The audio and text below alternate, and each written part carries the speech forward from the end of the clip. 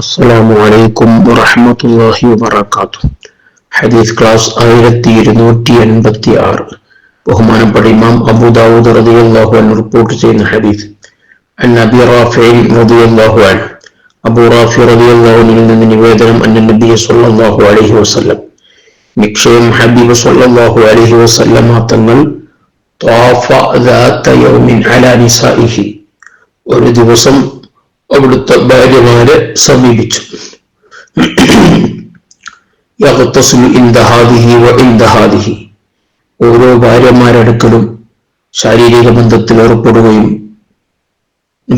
നിങ്ങൾ ജനാബത്തുണ്ടായി കുളിച്ച് വൃത്തിയാവുകയും ചെയ്തു. ഓരോ ഭാര്യമാരടുത്തും കുളിച്ച് വൃത്തിയായി. ഖാല, അപ്പൊ അബൂ റാഫി റളിയല്ലാഹു അൻഹു പറയാണ്, ഖുൽതു ലഹു, ഞാൻ ചോദിച്ചു, മുത്തനബി സല്ലല്ലാഹു അലൈഹി വസല്ലം തങ്ങളോട് ഞാൻ ചോദിച്ചു, യാ റസൂലല്ലാഹ്, അല്ലാഹുവിന്റെ റസൂലേ, അലാ തജഅലുഹു ഗുസ്ലൻ വാഹിദൻ, ഇതെല്ലാം ഒരു കുളിയാക്കിയാൽ പോരെ? ഓരോന്നിനും സെപ്പറേറ്റ് കുളിക്കേണ്ടതുണ്ടോ? ഒറ്റ കുളി കുളിച്ചാൽ പോരെ? ഖാല, ഹബീബ് സല്ലല്ലാഹു അലൈഹി വസല്ലം തങ്ങൾ പറഞ്ഞു, ഹാദാ അസ്കാ വ അത്യബ് വ അത്ഹർ, ഇതാണ് ഏറ്റവും നല്ലത്, ഏറ്റവും പരിശുദ്ധമായതും സംശുദ്ധമായ രീതി ഓരോന്നിനും കുളിച്ച് വൃത്തിയാവലാണ്. ഈ ഹദീസ് നൽകുന്ന പാഠം, ഒന്നിലധികം ഭാര്യമാർ ഉണ്ടാകുമ്പോൾ അത് കൃത്യമായ രൂപത്തിൽ അതിൻ്റെ വിഹിതം നൽകാൻ കഴിയുന്നവരെ അതിന് തുല്യാവും. മറ്റൊന്ന്, ഒന്നിലധികം തവണ ജനാബത്തുണ്ടായാൽ ഒരു തവണ കുളിച്ചാൽ മതിയോ? ഓരോന്നിനും കുളിക്കേണ്ടതുണ്ടോ? എന്നാൽ എല്ലാം ഒറ്റക്കുളിയിൽ മതിയാകും. എങ്കിലും ഓരോന്നിനും കുളിച്ചു വൃത്തിയാവലാണ് ഏറ്റവും നല്ല ഉത്തമമായ രീതി എന്നാണ് ഈ ഹദീസ് പഠിപ്പിക്കുന്നത്.